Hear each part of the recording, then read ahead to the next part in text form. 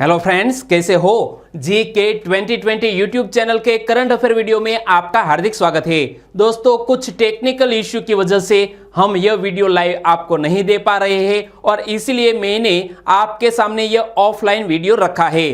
तो प्लीज दोस्तों, 24 जुलाई के आज ही के दिन के इस करंट अफेयर वीडियो को आप लास्ट तक देखिए और क्वालिटी की दृष्टि से सुपर से भी ऊपर है हमारा यह वीडियो। और 1 साल तक के लिए हमारी इस चैनल को आपने फॉलो कर लिया तो आपका सोचने का तरीका ही बिल्कुल बदल जाएगा और आपके आने वाले एग्जामिनेशन में करंट अफेयर का एक सिंगल क्वेश्चन भी गलत नहीं हो सकता, यह हमारा वादा है। और आज के वीडियो के क्वेश्चन की पीडीएफ फाइल नीचे डिस्क्रिप्शन में लिंक रख दी है, वहां से आप डाउनलोड कर सकते हैं, पढ़ सकते हैं। और अभी तक आपने हमारे चैनल को सब्सक्राइब नहीं किया है तो सब्सक्राइब कीजिए और बाजू में बेल आइकन है उसे भी प्रेस कर दीजिए, क्योंकि आने वाले हर एक वीडियो की अपडेट आपको मिलती रहे।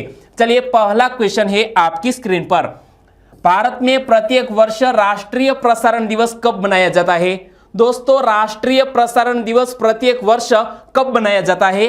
23 जुलाई को। यानी कि इस क्वेश्चन का सही आंसर है 23 जुलाई। राष्ट्रीय प्रसारण दिवस कल ही मनाया गया है। और इनसे जुड़े हुए कुछ फैक्ट्स की मैं आपके सामने बात करता हूं।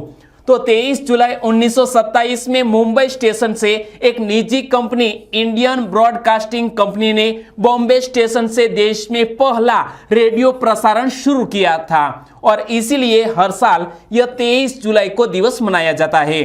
और 8 जून 1936 को इंडियन स्टेट ब्रॉडकास्टिंग सर्विस जो बन गया है आकाशवाणी। और यहां आप देख सकते हैं आकाशवाणी, हमारे प्राइम मिनिस्टर आकाशवाणी पर अपनी मन की बात रखते हैं। और आकाशवाणी का आदर्श वाक्य क्या है?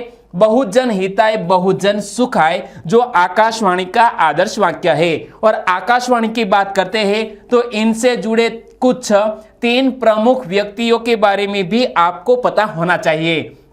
जैसा कि प्रसार भारती के मुख्य कार्यकारी अधिकारी कौन है? तो यहां आप देख सकते हैं प्रसार भारती के मुख्य कार्यकारी अधिकारी है शशि शेखर वेम्पटी।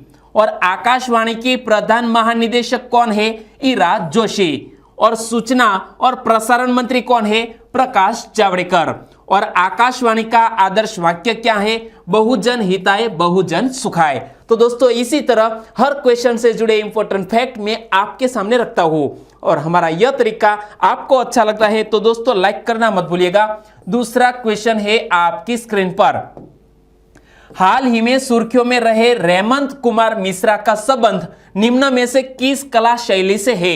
यहां आप इमेज में देख सकते हैं रेमंत कुमार मिश्रा वो किस कला से जुड़े हुए बहुत ही अच्छे कलाकार है और सुर्खियों में इसीलिए आए क्योंकि रेमंत कुमार मिश्रा ने जो मास्क है हमारे मुंह पर लगाने का, तो मास्क पर एक हमारे प्राचीन कलाकारी का उपयोग किया और इसी तरह बहुत ही अनूठे एक मास्क को डेवलप किया है। तो रेमंत कुमार मिश्रा मधुबनी पेंटिंग के एक जाने माने कलाकार है और इसीलिए इस क्वेश्चन का सही आंसर है मधुबनी पेंटिंग। और क्लास 1-2 एग्जामिनेशन में कई बार हमारी भारतीय कला और संस्कृति की दृष्टि से इनसे जुड़े हुए क्वेश्चन पूछ लिए जाते हैं। तो मधुबनी पेंटिंग के बारे में भी मैं आपको बता दूं कि रेमंत कुमार मिश्रा बिहार के विख्यात मधुबनी कलाकार है, जो यहां इमेज में देख सकते हैं। उन्होंने इसी तरह का मास्क बनाया है और इस पर पेंटिंग किया है और उन्होंने मास्क पर हाथ से मधुबनी रूपांकनों का चित्रण करके मास्क मैन के रूप में प्रसिद्ध हुए हैं। दोस्तों, याद रखो रेमंत कुमार मिश्रा जो मास्क मैन के रूप में प्रसिद्ध हुए हैं हमारे भारत में और खास तौर पर बिहार में इस व्यक्ति को जाना जाता है। और बात करते हैं मधुबनी के बारे में आगे। तो मधुबनी कला जिसे मिथिला पेंटिंग भी कहा जाता है और यह बिहार के मिथिलांचल इलाके के मधुबनी, दरभंगा और नेपाल के कुछ इलाकों में प्रचलित कला शैली है यह मधुबनी। और इनसे जुड़े हुए कुछ प्रमुख कलाकार और कुछ क्वेश्चन की बात करें तो यह क्वेश्चन भी आप याद रख लीजिए। मधुबनी कला को प्रकाश में लाने का श्रेय किसको जाता है? WG आर्चर को। किसको? WG आर्चर को मधुबनी कला को प्रकाश में लाने का श्रेय जाता है। और इस पेंटिंग की शैली में ज्यामितीय पैटर्न शामिल है और यहाँ आप इमेज में देख सकते हैं बहुत ही खास अंदाज से यह पेंटिंग की जाती है और इसमें खास बात यह है कि आंखें सामान्य कद से बड़ी होती है और हमारे भारत के रामायण महाभारत जैसे चित्रांकनों को ध्यान में रखते हुए इसे चित्रित किया जाता है। और मधुबनी पेंटिंग की प्रसिद्ध महिला चित्रकार कौन कौन है तो याद रखो, सीता देवी, गोदावरी दत्त, भारती दयाल, बुला देवी, यह मधुबनी पेंटिंग की प्रसिद्ध महिलाएं हैं। तो दोस्तों यहां सिर्फ मैं आपके सामने 12 या 13 क्वेश्चन ही नहीं रख रहा हूं, लेकिन 12 या 13 बड़ी घटनाएं और इनसे जुड़े बहुत से क्वेश्चन भी आपके सामने रखने का प्रयास करता हूं। तो दोस्तों अभी तक आपने हमारे चैनल को सब्सक्राइब नहीं किया है तो सब्सक्राइब कर लीजिए, क्योंकि आपको क्वालिटी की दृष्टि से कंटेंट जो प्रोवाइड कर रहा हूं वो बहुत ही शानदार है।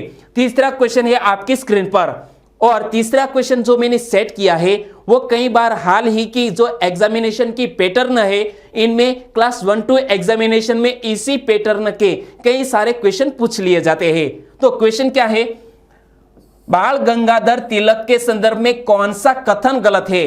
बाल गंगाधर तिलक और इनका एक प्रमुख वाक्य जो आज ही कई युवाओं के मुख से बोला जाता है कि स्वराज हमारा जन्मसिद्ध अधिकार है, स्वराज हमारा जन्मसिद्ध अधिकार है, हम इसे लेकर ही रहेंगे। तो यह कथन है लोकमान्य तिलक का और यह हाल ही में सुर्खियों में इसीलिए आए क्योंकि हमारे प्रधानमंत्री ने और समूचे भारत ने हमारे लोकमान्य तिलक को 23 जुलाई को, कब 23 जुलाई को भावभीनी श्रद्धांजलि अर्पित की और इसीलिए यह क्वेश्चन मैंने सेट किया है। तो दोस्तों यहां कौन सा कथन गलत है यह हमें पूछा गया है, तो दोनों सेंटेंस को बड़े ही ध्यान से पढ़ना होगा। लोकमान्य तिलक का जन्म महाराष्ट्र के रत्नागिरी में हुआ था, बिल्कुल सही है। उन्होंने अंग्रेजी में केसरी नामक साप्ताहिक समाचार पत्र भी शुरू किया था। यहां कुछ गलत है क्योंकि अंग्रेजी में हमारे इस महानुभाव ने केसरी नहीं बल्कि अंग्रेजी में मराठा नामक एक साप्ताहिक समाचार पत्र शुरू किया था और मराठी भाषा में केसरी नामक एक साप्ताहिक समाचार पत्र को शुरू किया था, यानी कि यहां कथन 2 है वो गलत है, यानी कि केवल 2 नंबर का सेंटेंस है वो गलत है, यानी कि हमारा आंसर बन जाता है ऑप्शन बी। दोस्तों ध्यान से पढ़ने से यह क्वेश्चन जितने हमें कठिन लगते हैं इनसे ज्यादा बहुत ही सरल होते हैं। और बात करते हैं बाल गंगाधर तिलक की, तो बाल गंगाधर तिलक का जन्म 23 जुलाई 1856 को महाराष्ट्र के रत्नागिरी में हुआ था।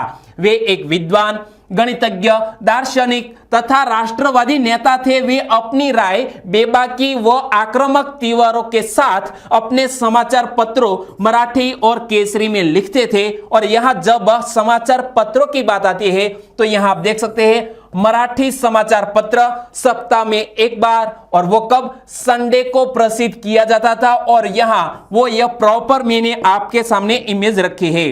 तो मराठी वो इंग्लिश लैंग्वेज में, लेकिन जो केसरी समाचार पत्र है वो मराठी भाषा में प्रकाशित किया जाता था।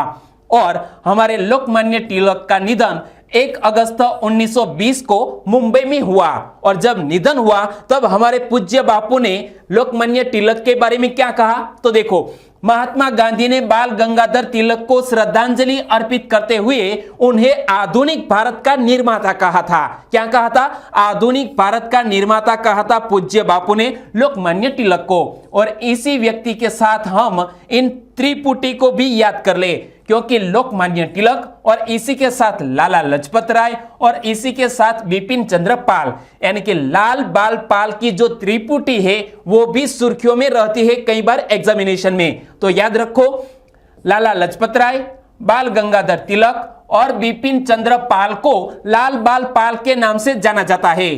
और इन नेताओं ने सबसे पहले, कब, सबसे पहले भारत की पूर्ण स्वतंत्रता की मांग उठाई थी। और यहां जब बात करते हैं हम बाल गंगाधर तिलक की, तो 400 पन्नों की गीता रहस्य नामक किताब भी लिखी है बाल गंगाधर तिलक ने। और इसलिए आपको याद रखना है कि गीता रहस्य नामक किताब किसने लिखी है? बाल गंगाधर तिलक ने। चौथा क्वेश्चन, निम्न में से किस क्रांतिकारी ने बचपन में ही भील दोस्तों से धनुष बाण चलाने की कला सीख ली? यहां आप देख सकते हैं इस हमारे महान क्रांतिकारी का बचपन का एक यह चित्र है। रिजोल्यूशन कम है दोस्तों, लेकिन यहां मैं आपसे क्वेश्चन पूछ रहा हूं कि किस क्रांतिकारी ने बचपन में ही भील दोस्तों से धनुष बाण चलाने की कला सीख ली थी और आगे चलकर यह कला उन्हें जीवन में बहुत ही मददरूप साबित हुई। तो दोस्तों इस व्यक्ति का भी 23 जुलाई को जन्म दिवस मनाया गया और समूचे राष्ट्र ने इस व्यक्ति को भी याद किया। तो इस व्यक्ति का नाम है चंद्रशेखर आजाद। क्या नाम है? चंद्रशेखर आजाद। इसलिए इस क्वेश्चन का सही आंसर है ऑप्शन ए, चंद्रशेखर आजाद। तो हम महान क्रांतिकारी चंद्रशेखर आजाद की बात करते हैं। चंद्रशेखर आजाद का जन्म 23 जुलाई 1906 को मध्य प्रदेश के एक भावरा नामक गांव में हुआ था और काकोरी ट्रेन रॉबरी, असेंबली में बम फेंकना, लाहौर में सॉन्डर्स की हत्या करना, ऐसी घटनाओं में शामिल होकर चंद्रशेखर आजाद क्रांतिकारी भारत का एक जाना माना चेहरा बन गए थे और अंग्रेजों के लिए यह एक चुनौतीपूर्ण व्यक्ति था जिसको जिंदा पकड़ पाना काफी मुश्किल था। किसको? चंद्रशेखर आजाद को। और यहां देखिए कि आजाद हिंदुस्तान सोशलिस्ट रिपब्लिक एसोसिएशन के मुख्य रणनीतिकार भी थे चंद्रशेखर आजाद। और 27 फरवरी 1931 को मात्र 24 वर्ष की उम्र में तत्कालीन और अल्फ्रेड पार्क में चारों ओर गिरने के पश्चात उन्होंने स्वयं को गोली मारकर खुद की हत्या कर ली थी। और वर्तमान में जो यह अल्फ्रेड पार्क है इसका नाम रखा गया है आजाद पार्क। और खुद को गोली मारकर उन्होंने एक अपना जो प्रण लिया था वो पूर्ण किया। तो उन्होंने कौन सा प्रण लिया था? तो देखो, चंद्रशेखर आजाद ने प्रण लिया था कि वो कभी जिंदा पुलिस की गिरफ्त में नहीं आएंगे। तो जब लास्ट गोली उनके पास बची तो अपने आप को गोलियों से उन्हें शहीद कर दिया। और दोस्तों अब पांचवा क्वेश्चन है आपकी स्क्रीन पर। हाल ही में वृक्षारोपण अभियान को किस केंद्रीय मंत्री ने लॉन्च किया है? वृक्षारोपण अभियान को हाल ही में हमारे भारत देश के केंद्रीय गृह मंत्री अमित शाह ने लॉन्च किया है। यानी कि इस क्वेश्चन का सही आंसर है ऑप्शन ए, अमित शाह ने वृक्षारोपण अभियान को हाल ही में लॉन्च किया है। और यहां आप देख सकते हैं हमारे गृह मंत्री को यहां वृक्षारोपण करते हुए। तो गृह मंत्री अमित शाह ने 38 जिलों में फैले 130 से अधिक स्थानों पर वीडियो कॉन्फ्रेंस के माध्यम से योजना का शुभारंभ किया। और इस योजना का उद्देश्य क्या है? खनन क्षेत्रों में पेड़ पौधे लगाकर हरित स्थान बनाना। यानी कि बहुत से ऐसे कोयला खदान है जहां पर खनन के बाद जो यहां बंजर भूमि है यहां पर पौधे लगाकर फिर से इसे हरियाली बनाने के उद्देश्य से यह वृक्षारोपण अभियान लॉन्च किया गया है। और इनसे जुड़ा हुआ एक और क्वेश्चन बन सकता है कि अमित शाह द्वारा योजना का शुभारंभ किसकी उपस्थिति में किया गया? तो हमारे केंद्रीय कोयला और खान मंत्री श्री प्रहलाद जोशी, किसकी? प्रहलाद जोशी की उपस्थिति में अमित शाह ने इस कार्यक्रम का शुभारंभ किया। और कभी कभी आप अच्छी तरह से यदि पोस्टर भी देख लेंगे तो भी आपको बहुत से इंपॉर्टेंट फैक्ट है इसके बारे में पता चलेगा। यहां लिखा है कि वृक्षारोपण अभियान 2020 जिसका उद्घाटन किया है श्री अमित शाह ने, हमारे माननीय गृह मंत्री ने। और किसकी उपस्थिति में? तो श्री प्रहलाद जोशी की उपस्थिति में। कब किया? 23 जुलाई 2020 को। और यह किसके अधीन है? तो याद रखो दोस्तों, मिनिस्ट्री ऑफ कोल। और अमित शाह ने 6 इको पार्क और पर्यटन स्थलों का शिलान्यास भी किया है इस अवसर पर। और जब बात करते हैं इस कार्यक्रम की, इस अभियान की, तो इनसे जुड़े हुए और भी क्वेश्चन बन सकते हैं। जैसा कि वृक्षारोपण के तहत कितने हेक्टेयर को कवर किया जाएगा? 1626 हेक्टेयर को कवर किया जाएगा। और वृक्षारोपण अभियान किसके द्वारा संचालित किया जा रहा है? कोल इंडिया लिमिटेड के द्वारा इस अभियान को संचालित किया जा रहा है। और हमारे कोयला मंत्री कौन है? प्रहलाद जोशी, जो मैंने आपको बताया। और दोस्तों छठा क्वेश्चन है आपकी स्क्रीन पर। हाल ही में रेलवे के अंतरराष्ट्रीय संघ के उपाध्यक्ष के रूप में किसको नामित किया गया है? हमारे हाल ही में रेलवे के अंतरराष्ट्रीय संघ के उपाध्यक्ष के रूप में हमारे भारतीय व्यक्ति जिसका नाम है अरुण कुमार को हाल ही में रेलवे के अंतरराष्ट्रीय संघ के उपाध्यक्ष के रूप में नामित किया गया है। यानी कि इस क्वेश्चन का सही आंसर है ऑप्शन बी, अरुण कुमार। और यहां आप इमेज में देख सकते हैं हमारे एक आईपीएस अफसर है यह अरुण कुमार। तो देखो, श्री अरुण कुमार 1985 बैच के भारतीय पुलिस अधिकारी है और यूआईसी महासभा में यह निर्णय लिया गया है कि इस अफसर अरुण कुमार को यहां उपाध्यक्ष के रूप में नामित किया जाए। और इंटरनेशनल यूनियन ऑफ रेलवे, जिसको यूनियन इंटरनेशनल डेस्क केमिन्स भी कहा जाता है, यहां पढ़ सकते हैं यूआईसी, जिसका पूरा नाम है यूनियन इंटरनेशनल डेस्क केमिन्स, और इसके उपाध्यक्ष के रूप में अरुण कुमार को नामित किया गया है, जो हमारे भारत के एक आईपीएस अफसर है। और यहां बात करते हैं यूआईसी की, तो इसका हेडक्वार्टर कहां पर स्थित है? पेरिस में। यूआईसी की स्थापना 1922 में हुई और जब स्थापना हुई तब यूआईसी के सदस्य कंट्री कितने हैं? 51 सदस्यों के साथ इसकी स्थापना हुई, लेकिन वर्तमान में इसके स्थायी सदस्य है 194 सदस्य है। कितने? 194। और भारत भी इस संघ का एक सक्रिय सदस्य है। और अंतरराष्ट्रीय उत्तर दक्षिण परिवहन गलियारा भारत, अफगानिस्तान, ईरान, रूस, आर्मेनिया, अजरबैजान, मध्यम एशिया और यूरोप के बीच 7200 किलोमीटर लंबा जहाज, सड़क और रेल मार्ग तैयार करने जा रहा है। और इसमें यह जो यूआईसी है, इसकी एक अहम भूमिका है। तो आपको पता होना चाहिए इंटरनेशनल यूनियन ऑफ रेलवेज के बारे में, जो यह मैंने आपको इंपॉर्टेंट फैक्ट भी बता दिए। 7वां क्वेश्चन है आपकी स्क्रीन पर। हाल ही में प्रवासी रोजगार ऐप किस अभिनेता ने लॉन्च की है? प्रवासी रोजगार ऐप किस अभिनेता ने लॉन्च की है? और इसकी एक टैगलाइन भी बहुत ही अच्छी है, अब है रोजगार की बारी। क्या? अब है रोजगार की बारी। इसी टैगलाइन के साथ प्रवासी रोजगार ऐप को लॉन्च किया है सोनू सूद ने। किसने? सोनू सूद ने।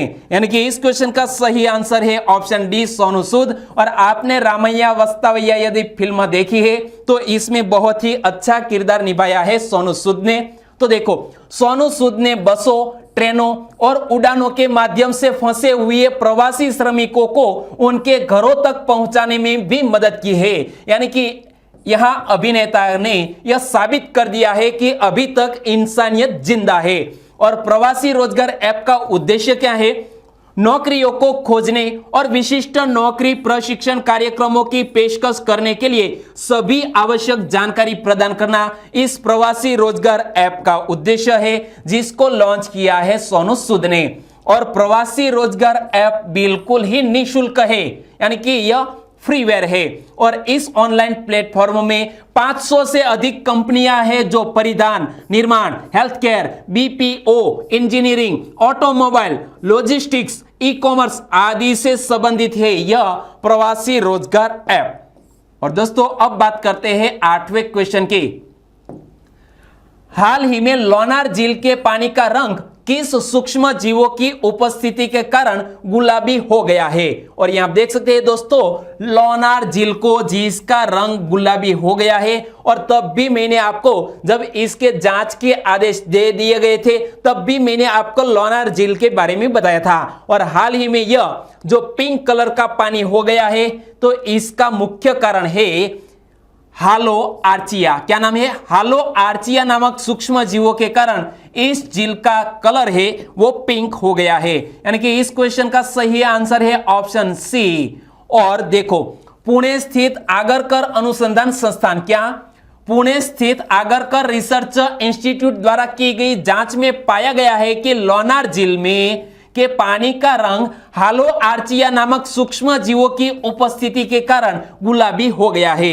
यानी कि कोई बड़ी बात नहीं है। और यह क्यों हुआ? आखिर गुलाबी रंग का क्यों हुआ? तो देखो, हालो आर्चिया एक ऐसा जीवाणु होता है जो गुलाबी रंग पैदा करता है और खारे पानी में यह पाया जाता है। और यहां आप देख सकते हैं, तो इस सूक्ष्म जीव जो खारे पानी में पाया जाता है और यह गुलाबी रंग पैदा करते हैं। और उच्च तापमान के परिणाम स्वरूप जल का बाष्पीकरण हुआ, जिससे लोनार झील की लवणता एवं पीएच में वृद्धि हुई। और यहाँ बाष्पीकरण ज्यादा हुआ और इसीलिए यहाँ सानुकूल वातावरण पैदा हो गया इस हालो आर्चिया के लिए। और इसीलिए यहाँ इसकी काफी वृद्धि हुई और पानी का रंग बदल गया। और बात करते हैं लोनार झील की, तो लोनार झील महाराष्ट्र के बुलढाणा जिले के लोनार में स्थित है, जो क्रेटर झील है। क्या है? एक क्रेटर झील है और इसका निर्माण प्लीस्टोसीन काल में उल्कापिंड के गिरने से हुआ था, जो 1.85 किलोमीटर के व्यास एवं 500 फीट की गहराई के साथ बेस्टाल्टिक चट्टानों से निर्मित है। और इस झील का पानी खारा एवं क्षारीय दोनों है और यहां एक उल्का के गिरने से यह झील का निर्माण हुआ है, वो बात भी याद रख लीजिए। 9वां क्वेश्चन है आपकी स्क्रीन पर, दिव्यांगजनों को अंत्योदय अन्न योजना के तहत हर महीने प्रति परिवार कितना अनाज मिलेगा? अंत्योदय अन्न योजना के तहत जो दिव्यांग जन है, इनके परिवार को प्रति माह 35 किलोग्राम अनाज दिया जाएगा। यानी कि इस क्वेश्चन का सही आंसर है ऑप्शन डी, 35 किलोग्राम। और बात करते हैं इस घोषणा की, तो इसकी घोषणा किसने की है? हमारे खाद्य और उपभोक्ता कार्य मंत्री ऐसे रामविलास पासवान ने, जो यहां आप इमेज में देख सकते हैं। तो उन्होंने राज्य सरकारों को यह सुनिश्चित करने को कहा है कि कोई भी दिव्यांगजन अंत्योदय अन्न योजना के लाभ से वंचित नहीं रहना चाहिए और प्रति माह उनके परिवार को 35 किलोग्राम अनाज मिलना चाहिए। और यह हमारे राष्ट्रीय खाद्य सुरक्षा अधिनियम 2013 के तहत किया गया है। और यह अधिनियम क्या कहता है? तो याद रखो, राष्ट्रीय खाद्य सुरक्षा अधिनियम 2013 के तहत गरीबों को 2 रुपये प्रति किलो गेहूं और 3 रुपये प्रति किलो चावल देने की व्यवस्था की गई है। यानी कि हमारे प्रत्येक कुटुंब को फूड सिक्योरिटी के तहत उपलब्ध कैलोरी मिलनी चाहिए और इसी के लिए यह प्रावधान किया गया है। 10वां क्वेश्चन है आपकी स्क्रीन पर, हाल ही में किस राज्य में येलो इंडियन बुल फ्रॉग के एक बड़े समूह को देखा गया? और यहां देख सकते हैं दोस्तों, एक येलो इंडियन बुल फ्रॉग के बड़े समूह को किस राज्य में देखा गया? ओके दोस्तों, इस क्वेश्चन का सही आंसर है ऑप्शन बी, मध्य प्रदेश में। कहां पर? मध्य प्रदेश में येलो इंडियन बुल फ्रॉग के एक बड़े समूह को हाल ही में देखा गया। और इनसे जुड़ा हुआ एक और क्वेश्चन भी बन सकता है कि येलो इंडियन बुल फ्रॉग का एक बड़े समूह को मध्य प्रदेश में कहां देखा गया? मध्य प्रदेश में नरसिंहपुर जिले में देखा गया। कहां पर? नरसिंहपुर जिले में। और यह येलो कलर के क्यों है? तो देखो, इंडियन बुल फ्रॉग में मादाओं को आकर्षित करने के लिए मानसून के दौरान रंग बदलने की क्षमता होती है। यानी कि मादाओं को आकर्षित करने के लिए यह मेढक है वो अपने रंग बदल देते हैं। और बात करते हैं यह इवेंट की इश्यू के, तो इंडियन बुल फ्रॉग का साइंटिफिक नेम क्या है? इंडियन बुल फ्रॉग का साइंटिफिक नेम है होप्ला बत्राचुस टाइगरिनस। नाम थोड़ा डिफिकल्ट है, एक बार फिर से पढ़ लेते हैं। इंडियन बुल फ्रॉग का साइंटिफिक नेम होप्ला बत्राचुस टाइगरिनस। और इस इंडियन बुल फ्रॉग को गोल्डन फ्रॉग और टाइगर फ्रॉग के नाम से भी जाना जाता है। और इस बुल फ्रॉग को IUCN की रेड लिस्ट में कम चिंताजनक की श्रेणी में सूचीबद्ध किया गया है। 11वां क्वेश्चन, हाल ही में किस राज्य की सरकार ने ट्रांसजेंडर समुदाय के सभी सदस्यों को मधु बाबू पेंशन योजना में शामिल कर लिया है? मधु बाबू पेंशन योजना में हाल ही में किस राज्य की सरकार ने ट्रांसजेंडर समुदाय को शामिल कर लिया है? दोस्तों, बहुत ही खुशी का समाचार है। मधु बाबू पेंशन योजना में हाल ही में ओडिशा सरकार ने सभी ट्रांसजेंडर समुदाय को शामिल कर लिया है। यानी कि इस क्वेश्चन का सही आंसर है ऑप्शन सी, ओडिशा। और बात करते हैं इस योजना की, तो ओडिशा सरकार की मधु बाबू पेंशन योजना से ट्रांसजेंडर समुदाय से संबंधित लगभग 5000 लोगों को आर्थिक सहायता मिल सकेगी। और मधु बाबू पेंशन योजना राज्य सरकार द्वारा शुरू की गई एक सामाजिक सुरक्षा योजना है। और इस योजना के तहत क्या फायदा होगा ट्रांसजेंडर समुदाय को? तो इस मधु बाबू पेंशन योजना का उद्देश्य क्या है? राज्य में निराश्रित बुजुर्गों, दिव्यांग व्यक्तियों और विधवाओं को वित्तीय सहायता प्रदान करना। और इसी के साथ शामिल किया गया है ट्रांसजेंडर समुदाय को। और पेंशन के रूप में 500 रुपये, 700 रुपये और 900 रुपये प्रति माह दिए जाएंगे। लेकिन यह तब दिए जाएंगे कि यह शर्त का यदि कोई लाभार्थी पालन करता है। शर्त क्या है? लाभार्थी की आय प्रति वर्ष 40,000 रुपये से अधिक की नहीं होनी चाहिए। और बात करते हैं ओडिशा की, तो ओडिशा के बारे में कल ही मैंने आपको डिटेल में बताया था कि ओडिशा की मीठे पानी की झील है अंशुपा। ओडिशा एशिया की सबसे खारे पानी की झील भी वहां पर है जिसका नाम है चिल्का। ओडिशा के वर्तमान चीफ मिनिस्टर कौन है? नवीन पटनायक। और ओडिशा के वर्तमान राज्यपाल कौन है? गणेशी लाल। तो जिस तरह मुझे याद है इसी तरह आपको भी याद होना चाहिए। और दोस्तों अब हम बात करते हैं 12वें क्वेश्चन की। हाल ही में अमेरिका ने किसको ह्यूस्टन में अपना वाणिज्यिक दूतावास बंद करने का आदेश दिया है?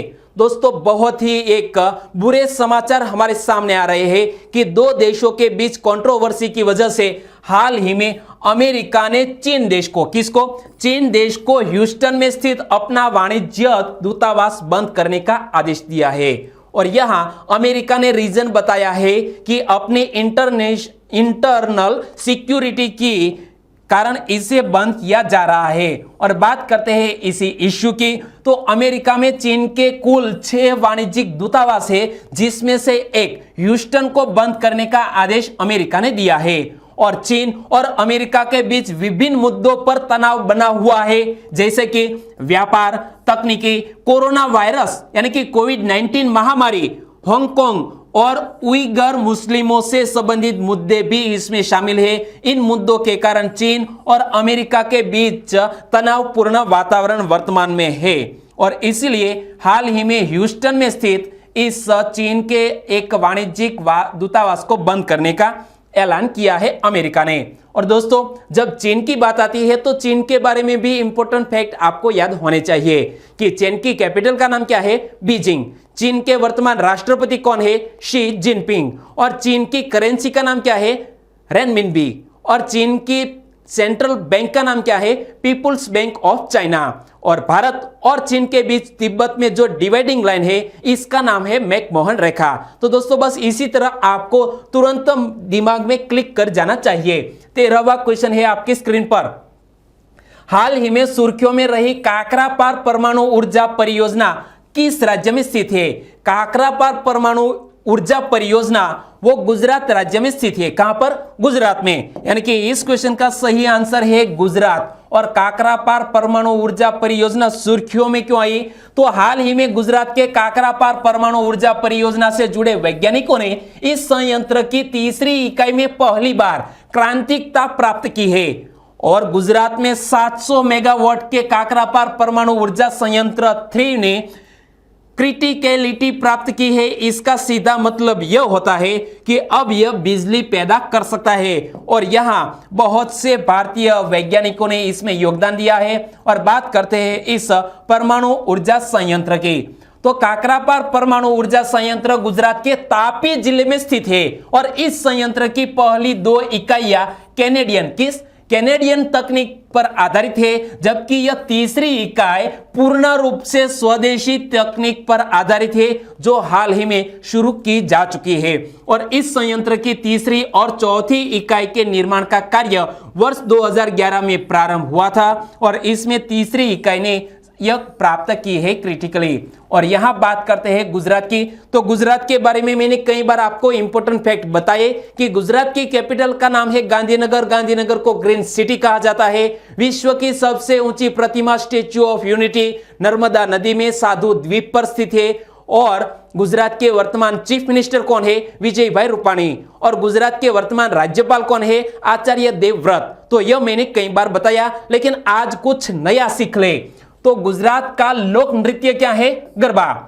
साबरमती आश्रम का निर्माण किस वर्ष में किया गया था? 1917 में साबरमती आश्रम का निर्माण पूज्य बापू श्री ने अहमदाबाद में किया था। और किस शहर को भारत का डायमंड सिटी भी कहा जाता है? सूरत को। और सूरत में वर्तमान में बहुत से कोरोना वायरस से संक्रमित व्यक्ति है। और गुजरात राज्य का राज्य पशु क्या है? Asiatic lion. क्या? एशियाटिक लायन गुजरात राज्य का राज्य पशु है। और भी गुजरात के बारे में कुछ क्वेश्चन के जरिए कुछ फैक्ट आपके सामने रखूंगा कि ब्रिटिश ईस्ट इंडिया कंपनी ने अपना पहला कारखाना कहां स्थापित किया था? सूरत में। गुजरात का गठन कब हुआ?